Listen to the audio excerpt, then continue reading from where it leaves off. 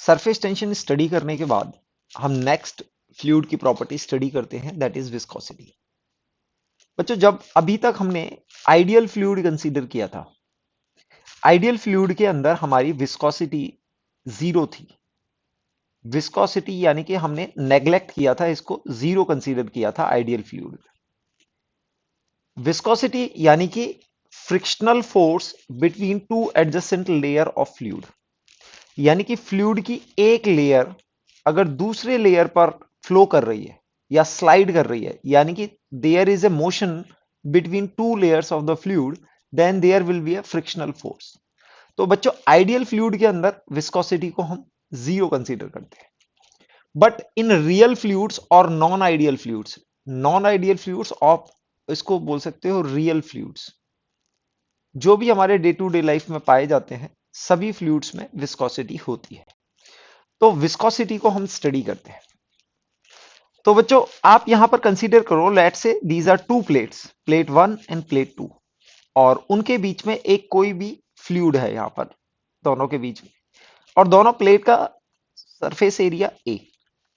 तो बच्चों, यहां पर अगर हम shear फोर्स लगाते हैं, टेंजेंशियल फोर्स लगाते हैं, तो व्हाट विल हैपन कि आप ऊपर वाली लेयर है वो मूव करेगी।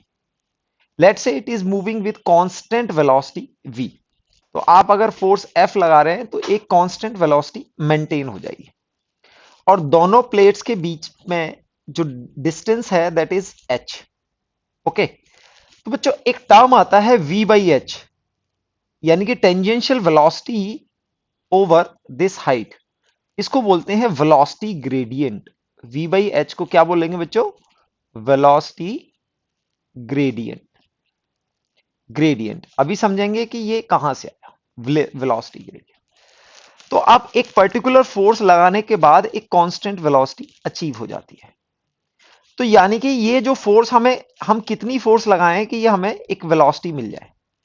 तो यानी कि ये जो फोर्स होती है, पहले तो ये सरफेस एरिया के प्रोपोर्शनल होती है, यानी कि जितना ज्यादा सरफेस एरिया होगा उतनी ही ज्यादा आपको फोर्स लगानी पड़ेगी दोनों प्लेट्स के बीच में, अगर आपको मूवमेंट करना है। यानी कि ये प्लेट है, ये प्लेट है, इसको आपने रेस्ट पर रखा हुआ है, इसको कांस्टेंट वेलोसिटी v से मूव करा रहे हैं। ओके, दोनों के बीच में डिस्टेंस h, और कोई भी फ्लूइड यहां पर जिसकी विस्कोसिटी, अच्छा विस्कोसिटी की जो टर्म होता है, हम ईटा से इसको रिप्रेजेंट करते हैं, इसको कॉल करते हैं ईटा, इसको विस्कोसिटी, इसको कोफिशिएंट ऑफ विस्कोसिटी बोलते हैं, इससे रिप्रेजेंट करते हैं।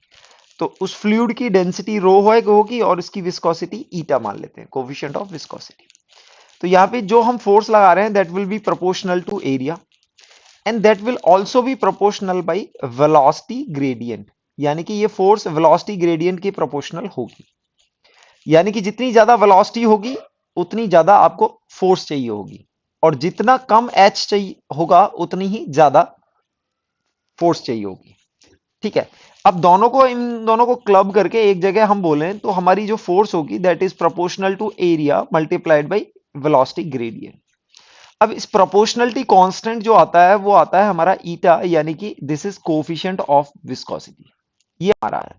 तो total force we required for maintaining v velocity for surface area a and having height h, तो हमारी force will be eta times a into V by H. ये हमारी टोटल फोर्स रिक्वायर्ड होगी अगर हम एक प्लेट के रेस्पेक्ट में दूसरी प्लेट को कांस्टेंट वेलोसिटी से मूव करना चाहते हैं।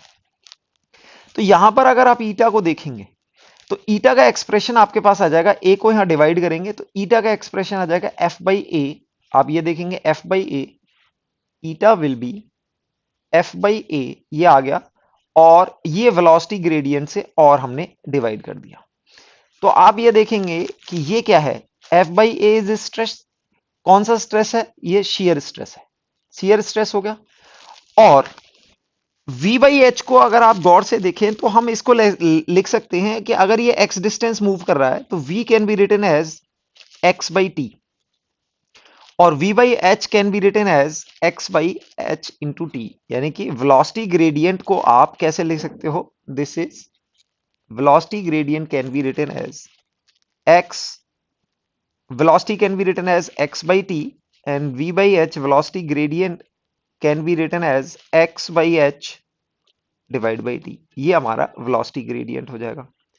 तो अगर आप x बाई एच को देखते हैं, यानी कि displacement in tangential direction divide by H, तो अगर आपको बच्चों याद होगा, ये क्या था हमारा, ये था shear स्ट्रेन, ये क्या था हमारा shear स्ट्रेन। और अगर shear स्ट्रेन को आप t से डिवाइड कर देते हैं तो ये आ जाता है shear स्ट्रेन बाई टाइम।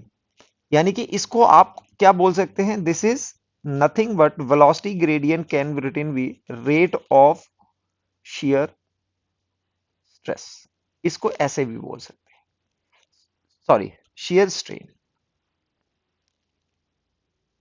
तो आप ईटा का एक्सप्रेशन देखेंगे, ईटा का यानी कि कोफिशिएंट ऑफ विस्कोसिटी का एक्सप्रेशन जो आता है, ये है shear stress by rate of shear strain, shear stress upon rate of shear strain. यानी कि स्ट्रेस अपॉन स्ट्रेन को हमने मॉडुलस ऑफ इलास्टिसिटी से रिप्रेजेंट किया था। अगर उस मॉडुलस ऑफ इलास्टिसिटी को अगर आप टी से डिवाइड कर दें तो आपको विस्कोसिटी मिल जाता है, कोफिशिएंट ऑफ विस्कोसिटी। इसकी बच्चों यूनिट होती है न्यूटन मीटर स्क्वायर पर सेकंड, यानी कि ये तो प्रेशर की यूनिट हो गई और इसको सेकंड से और डिवाइड कर दो। और इसकी ऐसा यूनिट होती है पॉइजली, ये ध्यान रखेंगे। और एक और यूनिट बहुत कॉमन होती है पॉइज, जो नॉन एसआई यूनिट होती है, ये नॉन एसआई यूनिट होती है। तो एसआई यूनिट अगर पॉइजली में इसको रिप्रेजेंट करें तो 0.1 poise is 0.1 poiseuille equals to 1 poise, ये आपको याद होना चाहिए। इसी विस्कोसिटी से रिलेटेड एक और इक्वेशन हम स्टडी करते हैं, दैट इज पॉइजली इक्वेशन। पॉइजली इक्वेशन, और ये स्पेसिफिकली ये किसके लिए है, अगर आपका कोई भी विस्कस फ्लूइड एक सिलेंड्रिकल ट्यूब में फ्लो करता है विद फ्लो रेट Q। तो बच्चों हमने देखा था कि अगर स्टैटिक फ्लूइड है, आइडियल फ्लूइड है, तो यहां पर सेम हॉरिजॉन्टल लेवल पर सेम प्रेशर रहता है, P1 और P2 सेम प्रेशर रहता है। यानी कि अगर क्रॉस सेक्शन एरिया चेंज नहीं होता है तो आप बर्नौली भी अप्लाई कर सकते हैं और आपको 0.1 और 0.2 पर सेम प्रेशर मिलेगा। But in viscous fluid which is a non ideal fluid, viscous fluid में क्या होता है बच्चों, due to the frictional forces of the tube, उसको फ्लो करने में क्या होता है, रिटार्ड करता रहता है। तो अगर आपको कांस्टेंट एक फ्लो मेंटेन कराना है Q, you need to apply extra pressure over here. अगर आपको इसी डायरेक्शन में आपको फ्लो मेंटेन करना है, दैट इज Q। ओके, तो बच्चों यहां पर एक पॉइजली की इक्वेशन दी गई है, इसको बहुत ज्यादा हम डिटेल में नहीं देखेंगे, हम सिर्फ इसके फॉर्मूले की बात करेंगे और ये कैसे होता है। तो यहां पर flow rate is directly proportional to delta P. Delta P, what is delta P, change in pressure, यानी कि P1 माइनस P2, यहां पर कितना एक्स्ट्रा प्रेशर होगा as compare to this pressure. Delta P pi R to the power 4। तो ये R क्या है, this is the radius of cylindrical tube. तो अगर ये सिलेंड्रिकल ट्यूब होगी तो इसका रेडियस होगा उसकी पावर 4 होगी। Okay, divide by A times eta into L. Eta is the coefficient of viscosity और एल क्या है, जितनी भी लेंथ पर आपको फ्लो मेंटेन कराना है। तो आप ये देखेंगे कि जितनी ज्यादा लेंथ आप इंक्रीज करोगे उतना ही आपको डेल्टा पी चाहिए होगा, अगर सेम फ्लो रेट मेंटेन कराना है। लेट से आपके पास अगर एक दूसरी ट्यूब है जिसकी लेंथ जस्ट आपने 2L कर दी, और apart from this everything is same, आपका रेडियस सेम है, विस्कोसिटी सेम है, ठीक है। तो आप यहां देखेंगे दिस इज P2 और ये P1 प्राइम, तो ये प्रेशर डिफरेंस आपका 2 टाइम्स हो जाएगा। यानी कि यहां पर अगर डेल्टा पी मेंटेन करना है तो 2L लेंथ में आपको 2 डेल्टा पी मेंटेन करना होगा to have the same flow. तो ये पॉइजली इक्वेशन है। तो आप ये देखेंगे कि अगर सेम फ्लो को मेंटेन कराना है तो अगर आप आर को इंक्रीज कर देते तो डेल्टा पी डिक्रीज होना पड़ जाएगा, ठीक है। एल को इंक्रीज कर दें तो डेल्टा पी इंक्रीज होना चाहिए। तो ये हमें क्या देता है, ये फ्लो रेट से रिलेशन देता है with pressure difference and the radius of the tube, length of tube and coefficient of viscosity. Okay, next एक क्वेश्चन देखते हैं हमारा, ये विस्कोसिटी के ऊपर ही दिया हुआ है। क्वेश्चन बहुत स्ट्रेट फॉरवर्ड इसमें पूछे जाते हैं, 2014 में पूछा गया क्वेश्चन है। क्वेश्चन में अगर आप देखोगे तो velocity of water in a river दी हुई है आपको, that is 18 kilometre per hour. इसको अगर आप मीटर पर सेकंड में चेंज करेंगे तो ये आ जाएगी 5 मीटर पर सेकंड। ओके, 5 मीटर पर सेकंड आ गई। और ये हाइट यानी कि डेप्थ दे रखी है, this is a river bed, इसके हाइट आपको दे रखी है दैट इज 5 मीटर। ओके, तो h आपको 5 मीटर दी हुई है और v बाई एच यानी कि वेलोसिटी ग्रेडियंट निकालेंगे 5 मीटर पर सेकेंड ओवर 5 आ जाएगी। Okay, this will come out to be 1 per second. ये आ गई आपके पास। तो आप ईटा को लिख सकते हैं that is F by A shear stress upon rate of shear strain V by H, ये लिख सकते हैं। अब आपको आगे क्या पूछा है, find the shear stress, sharing stress between two horizontal layer of water, the coefficient of viscosity is this. Coefficient of viscosity, पहले तो ईटा को देखें, ईटा की वैल्यू आपको दी हुई है 10 power minus 2 poise. Don't get confused by this unit, ये ऐसा यूनिट नहीं है बच्चों, तो हम इसको 10 पावर माइनस 2 इंटू 0.1 पॉइजली लिखेंगे। ये हमारी ऐसा यूनिट है, यानी कि it will come out to be 10 power minus 3 newton per metre square per second. तो अब बस आपको क्या निकालना है, ये शेयरिंग स्ट्रेस निकालना है। तो हम क्या करेंगे, इसको ईटा को मल्टीप्लाई कर देंगे, यानी कि F by A will be equals to eta times V by H. Okay, तो यहां पर आपका आ जाएगा दैट इज मल्टीप्लाई हो जाएगा और यहां पर आ जाएगा that is 10 power minus 3 newton per metre square. तो आपका आंसर हो जाएगा यानी कि सी। स्टोक्स लॉ पर्टिकुलरली आप देखेंगे ये किसके लिए है, स्फेरिकल शेप की अगर कोई भी बॉडी एक विस्कस फ्लूइड में मूव कर रही है उसके लिए। तो वहां पर बोलते हैं कि drag force on A sphere moving in A viscous fluid, एक अगर स्फीयर विस्कस फ्लूइड में v वेलोसिटी से मूव कर रहा है तो ड्रैग फोर्स उस पर, पहले तो डायरेक्शन देखें कि वेलोसिटी के ऑपोजिट डायरेक्शन में लगेगी, एक ड्रैग फोर्स एक्सपीरियंस करता है। अब ड्रैग फोर्स क्या होता है, just like a frictional force, friction force होता है, एक रिटार्डेशन फील होगा अगर v वेलोसिटी इधर डायरेक्शन में है तो एक ड्रैग फोर्स अपोजिट डायरेक्शन में लगेगी। This drag force will always be opposite to the direction of velocity. और बच्चों उसका डायरेक्शन क्या हो, मैग्नीट्यूड क्या होगा, एफ डी, यानी कि drag force will be equal to 6 pi eta coefficient of viscosity R and into velocity or V. R यहां पर रेडियस है और वी यहां पर वेलोसिटी है, तो ये आपका ड्रैग फोर्स का टर्म हो जाता है। This is your term for, ये स्टोक्स लॉ के द्वारा दिया जाता है। ये ऑपोजिट डायरेक्शन में दिया हुआ है। जैसे फॉर एग्जांपल अगर आप एफ बी डी बनाएंगे विस्कस फ्लूइड के अंदर, तो let's say mg is in downward direction, buoyancy in upward direction और वेलोसिटी डाउनवर्ड डायरेक्शन में मूव हो रही है। तो आप यहां पर देखेंगे कि नेट फोर्स क्या होगी, net force is like mg नीचे, buoyancy ऊपर और ड्रैग फोर्स भी ऊपर। तो नेट अपवर्ड डाउनवर्ड फोर्स आपके पास क्या आ जाएगी, एफ नेट डाउनवर्ड।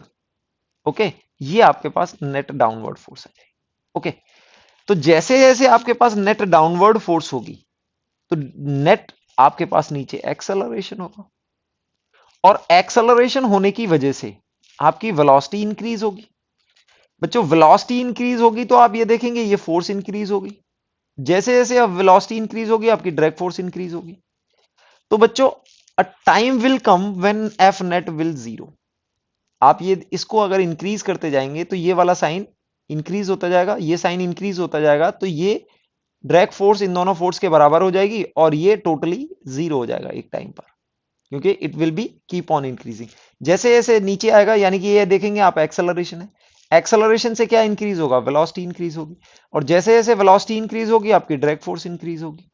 तो अगर आपकी ड्रैग फोर्स इंक्रीज हो रही है तो आपका एक्सेलरेशन डिक्रीज होता रहेगा, क्योंकि अपोजिट फोर्स डिक्रीज है। एक पॉइंट पे आके एक्सेलरेशन जीरो हो जाएगा और उस पॉइंट पर क्या होगा, एफ नेट आपकी जीरो हो जाएगी, क्योंकि ये फोर्स वेलोसिटी के प्रोपोर्शनल है। एफ नेट जीरो हो जाएगी, एक्सेलरेशन जीरो हो जाएगा और हम कह सकते हैं उस पॉइंट पर वेलोसिटी आपकी क्या हो जाएगी, कांस्टेंट। और उस कांस्टेंट वेलोसिटी को नाम दिया जाता है टर्मिनल वेलोसिटी, क्योंकि ना तो इससे वेलोसिटी कम होती है ना ज्यादा होती है, क्योंकि एक्सेलरेशन जीरो हो चुका है। अब वेलोसिटी में कोई चेंज नहीं आएगा और it will keep on moving with this same velocity, इसी वेलोसिटी से अब ये मूव करता रहेगा। तो ये कांस्टेंट वेलोसिटी को क्या बोलते हैं, टर्मिनल वेलोसिटी। तो आप यहां पर देखेंगे कि अगर हम एफ नेट को जीरो कर दें तो आपके पास आ जाएगा mg minus B equal to F D, यानी कि this is mg minus B equal to F D, drag force. ये ड्रैग फोर्स है और mg माइनस बी को हम क्या लिख सकते हैं, sigma, sigma is the density of material, density of sphere, ये आपकी स्फीयर की डेंसिटी है। और रो आप डेंसिटी ऑफ लिक्विड ले सकते हैं, डेंसिटी ऑफ लिक्विड, ये हो जाएगा। तो आप देखेंगे यहां पर mg माइनस बयोंसी को हम लिख सकते हैं rho sigma minus rho into V into G, ये आपकी mg माइनस बयोंसी हो जाएगी। This will be equal to 6 pi eta R V. अब वॉल्यूम है यहां पर, ये क्या है वॉल्यूम, और वॉल्यूम को क्या लिखोगे 4/3, क्योंकि स्फीयर है तो इसको आर क्यूब से लिखोगे। तो यहां पर एक 4/3 पाई आर क्यूब का एक टर्म आ जाएगा, आर यहां पर है, ठीक है, यहां पर ईटा है, यहां पर भी एक पाई है। तो यहां पर ये रीअरेंज करोगे तो यहां पर ये जो वेलोसिटी है this is the terminal velocity, this is terminal velocity. तो इस टर्मिनल वेलोसिटी का एक्सप्रेशन आपके पास ये आ जाएगा 2/9 sigma by rho R square into G by eta, यानी कि टर्मिनल वेलोसिटी आर स्क्वायर के प्रोपोर्शनल होती है। जितना बड़ा स्फीयर होगा उतनी ही ज्यादा उसकी टर्मिनल वेलोसिटी होगी, it is proportional to R square, ये हमें याद रखना है। फॉर एग्जाम्पल इस क्वेश्चन में देखते हैं, two small sphere of metal balls having equal masses, mass equal है बच्चों, are made up of material of densities rho and two rho, और यहां पर दिया हुआ है rho one is equal to A times rho two, okay, have the radius 1 mm and 2 mm, यानी कि R1 आपको दिया हुआ है 1 mm, okay, and R2 equals to 2 mm, ये दिया हुआ है, okay. They are made to fall vertically from the rest in a viscous fluid medium whose coefficient of viscosity is eta, whose density is given as 0.1 rho 2, the ratio of terminal velocity। तो बच्चों ratio of terminal velocity में हम बोल सकते हैं terminal velocity is proportional to 2/9 एक term आएगा, और हम इसको लिख सकते हैं sigma into rho of liquid then R square into G by eta. तो अगर आपको दो टर्मिनल वेलोसिटी आपको कंपेयर करनी है तो आप ये देखेंगे जी और ईटा दोनों में सेम होगा, तो हम बोल सकते हैं V terminal of 1 divide by V terminal of 2, 2/9 cancel हो जाएगा, यानी कि सिग्मा बाई रो, सिग्मा क्या होगा rho one minus rho of liquid over rho two rho of liquid into R1 square divide by R2 square. इसको आप solve करेंगे, रो one की वैल्यू आपको दे रखी है 8 rho two minus rho of liquid आपको 0.रो 2 दे रखा है, यहां पर रो 2 आएगा माइनस 0.1 रो 2, ये आपको डेंसिटी ऑफ लिक्विड दे रखी है। आर स्क्वायर यानी कि 1 स्क्वायर 1 mm स्क्वायर, और ये 2 mm स्क्वायर दे रखा है। इसको आप सॉल्व करेंगे तो ये वैल्यू ऊपर वाली आप सॉल्व करेंगे that is 7.9 rho 2 0.9 rho 2 into 1/4, rho two cancel हो जाएगा, आपके पास आ जाएगा 7.9 over 3.6 which is equal to 79/36, ये वैल्यू आ जाएगी। आप यहां पर देखेंगे आपके पास आंसर कौन सा आ जाएगा, डी आपके पास आंसर है। यहां पर सिर्फ ये आपको टर्मिनल वेलोसिटी के एक्सप्रेशन के ऊपर क्वेश्चन गिवन है। नेक्स्ट क्वेश्चन में बच्चों यहां पर दे रखा है A spherical ball of volume V is made of material density ρ1. It is falling through a liquid density ρ1. जो यहां पर देखेंगे कि आपकी डेंसिटी ऑफ मटेरियल आपको ρ1 दे रखी है, और लिक्विड की डेंसिटी भी ρ1 है, लेकिन यहां पर ये ρ2 होनी चाहिए, ओके। ρ2 लिक्विड की डेंसिटी है, it is greater less than density of the material, यानी कि ρ1, ये आपका लिक्विड हो गया, ओके। थोड़ा सा प्रिंटिंग एरर है यहाँ पर। Assume that the liquid applies a viscous force on the ball proportional to the square of the velocity, यानी कि viscous force आपको अलग फॉर्मूला दे रखा है माइनस के वी स्क्वायर, ये डायरेक्शन के लिए है minus, it is proportional to K V square. The terminal speed of the ball, okay, तो आपको टर्मिनल स्पीड निकालना है। बच्चों टर्मिनल स्पीड में हम बोलते हैं एक्सेलरेशन 0 होगा, इंप्लाइज नेट फोर्स जीरो होगी। नेट फोर्स जीरो होगी और हम बोलते हैं mg माइनस बयोंसी, ये किसके बराबर होगी? डायरेक्ट फोर्स के बराबर होगी। mg माइनस बयोंसी को हम बोल सकते हैं mg is ρ1 minus ρ2 into volume of the sphere into G. ये डायरेक्ट फोर्स के बराबर होगा और ये क्या होता है? ये k इंटू वी स्क्वायर, ये आ जाएगा।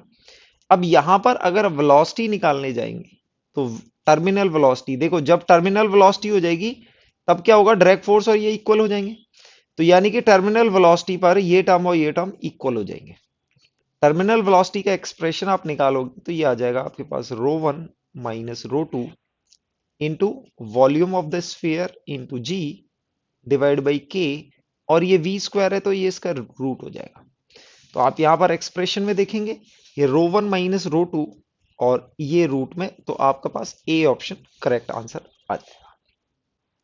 बच्चों यहां पर फ्लूइड से रिलेटेड थोड़े से ठीक लेवल के क्वेश्चंस यहां पर देखते हैं सॉल्व एग्जांपल के रूप में। तो पहले हम क्वेश्चन एक कंसीडर करते हैं जिसमें क्वेश्चन दिया हुआ है liquid is filled up to the top in a rectangular tank of square cross section. Side of cross section is 1 meter, height of the tank is 3 meter, and the density is given at 100 kg per meter cube, should be per meter cube. Find the force on the bottom of the tank and on one of its wall. Also calculate the position of point of application of the force on the wall.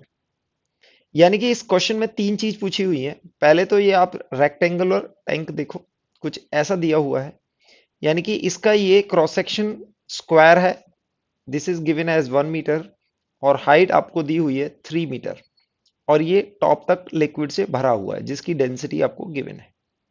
तो यहां पर पूछा हुआ है कि इस bottom पर पूरा कितना फोर्स होगा और साइड वॉल पर कितना फोर्स होगा। ओके, ये निकालना है। तो सबसे पहले हम यहां पर बॉटम पर निकालेंगे। बॉटम पर हम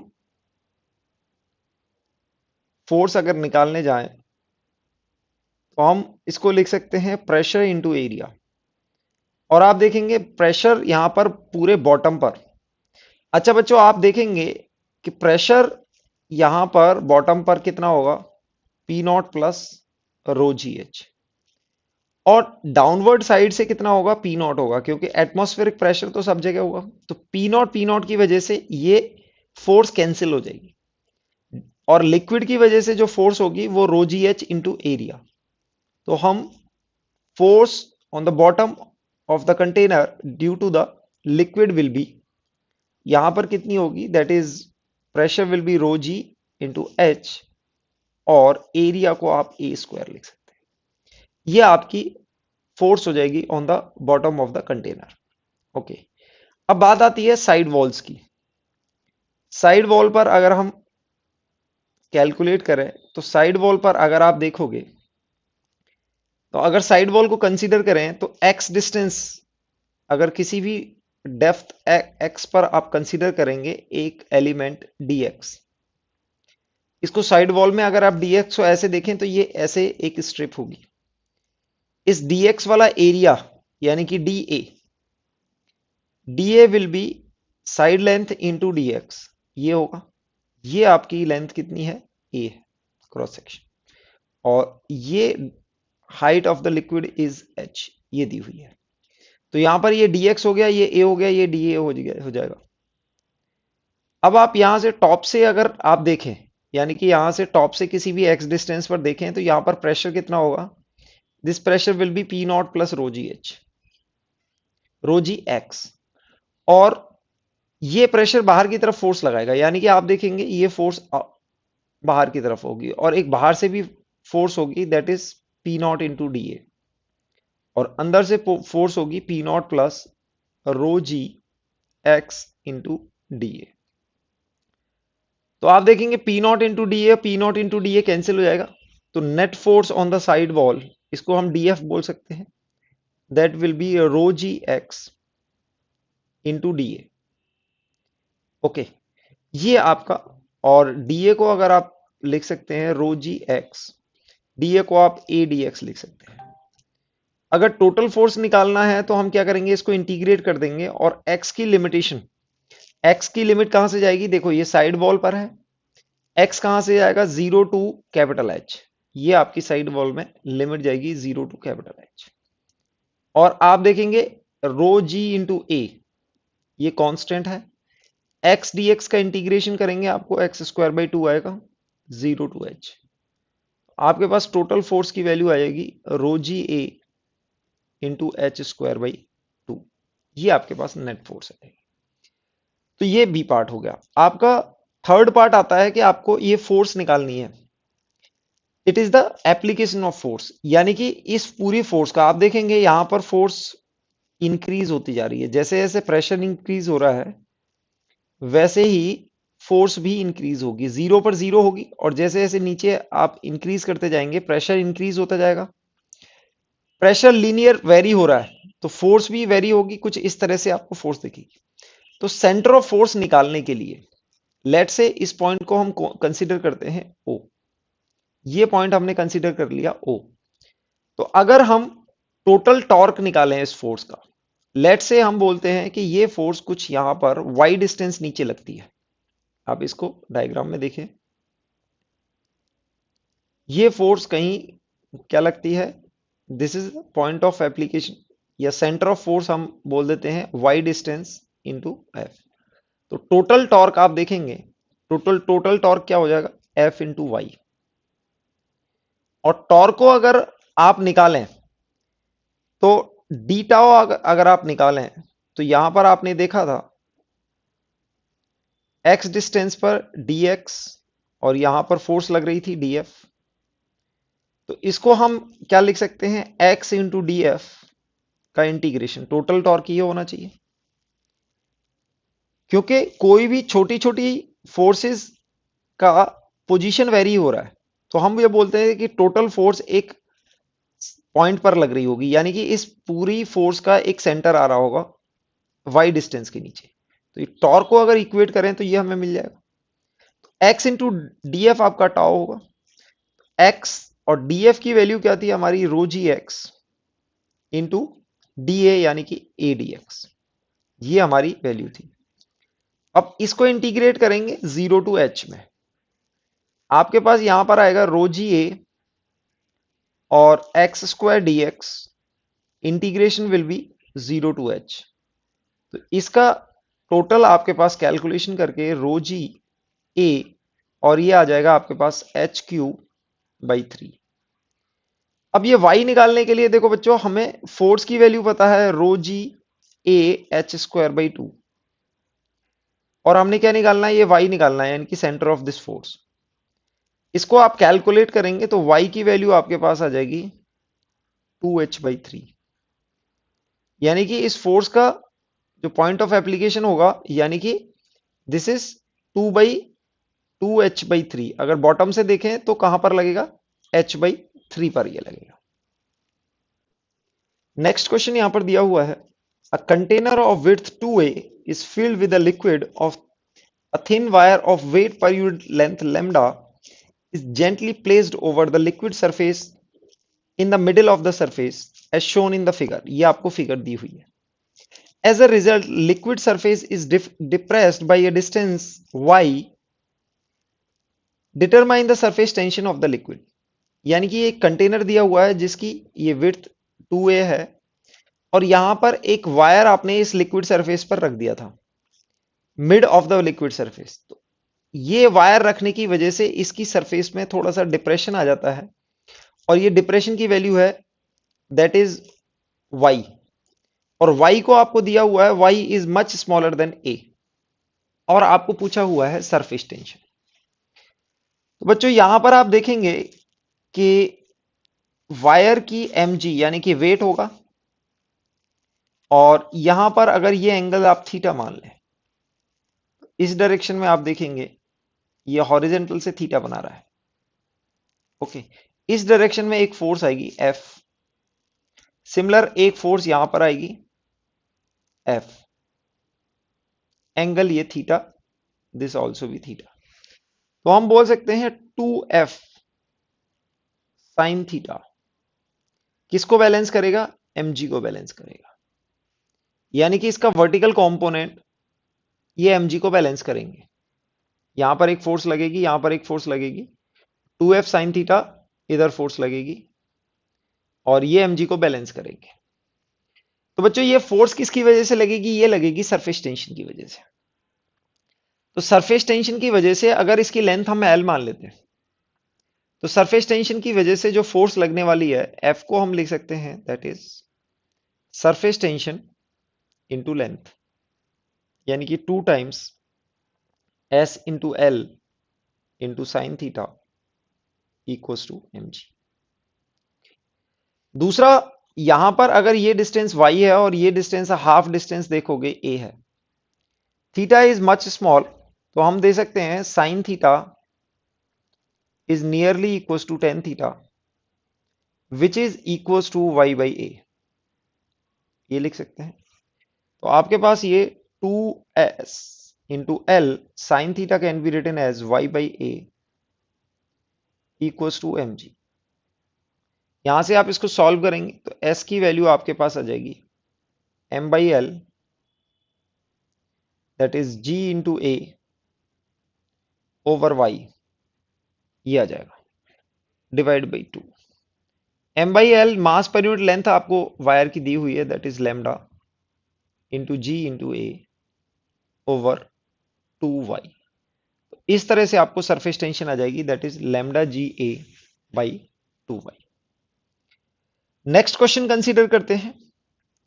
नेक्स्ट क्वेश्चन में जो यहां पर देखो आपको क्वेश्चन में क्या दिया हुआ है, a ball of radius r and density rho falls freely under the gravity through a distance h before entering water. The velocity of ball does not change even on entering the water. The viscosity is eta. The value of h is given by. तो बच्चों यहां पर आपको क्या पूछा गया है कि ये h हाइट इतनी होनी चाहिए सच दैट कि ये अगर एयर से वाटर में अगर एंटर होता है तो इसकी वेलोसिटी में चेंज नहीं होना चाहिए। तो बच्चों ये कंडीशन कब हो सकती है? ये कंडीशन तभी हो सकती है कि अगर यहां पर velocity of the ball, velocity of ball before entering in the water, before entering in water equals to terminal velocity.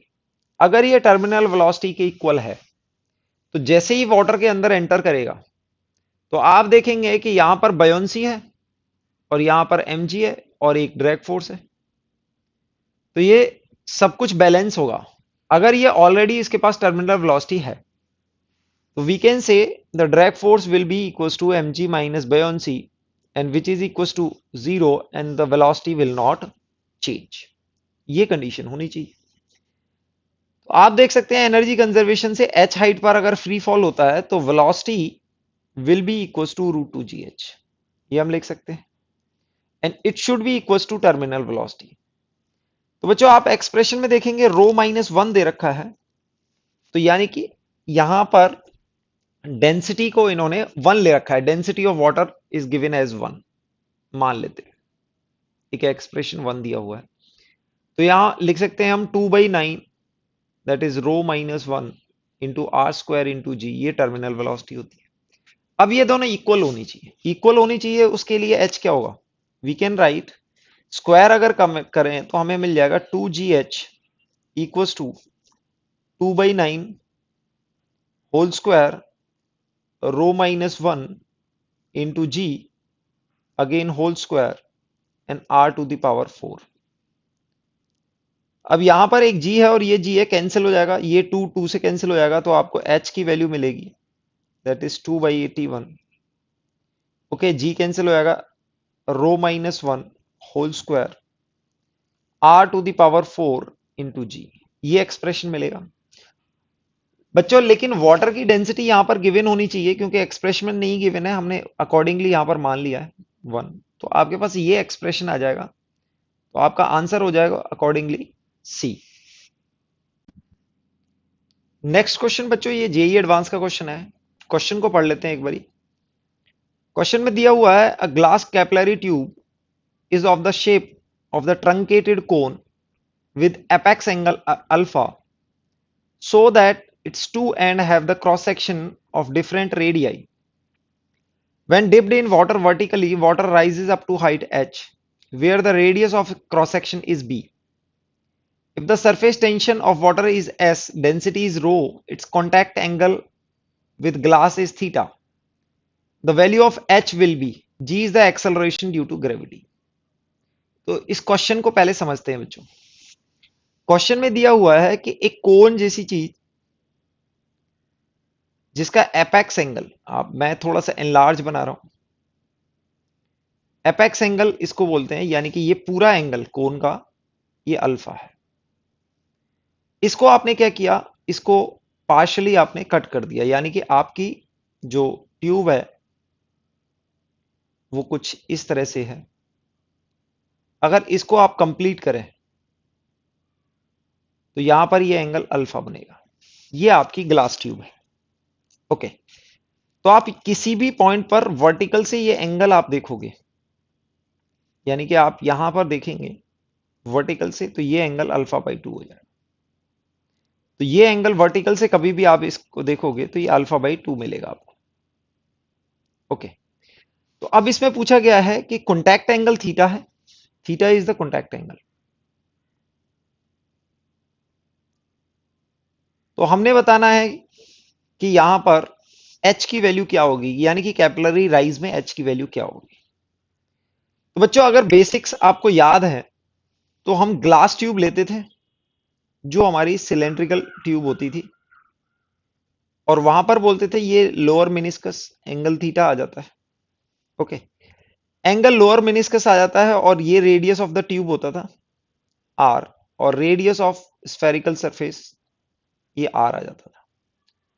और हमने बोला था ये आप इसका टेंजेंट खींचेंगे तो ये एंगल थीटा यानी कि कॉन्टैक्ट एंगल आ जाएगा। तो अकॉर्डिंगली ये देखते थे ये 90 डिग्री है और ये 90 डिग्री है, तो हमारा ये एंगल थीटा आ जाता था।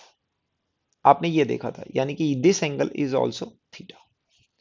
बट अब यहां पर देखें तो ये आपको सिलेंड्रिकल नहीं दी गई है, और यहां पर बोलते थे कि पी नॉट प्रेशर है, और यहां पर pressure P naught minus rho G H होगा, और एच हाइट के नीचे यहां पर pressure plus sorry P naught minus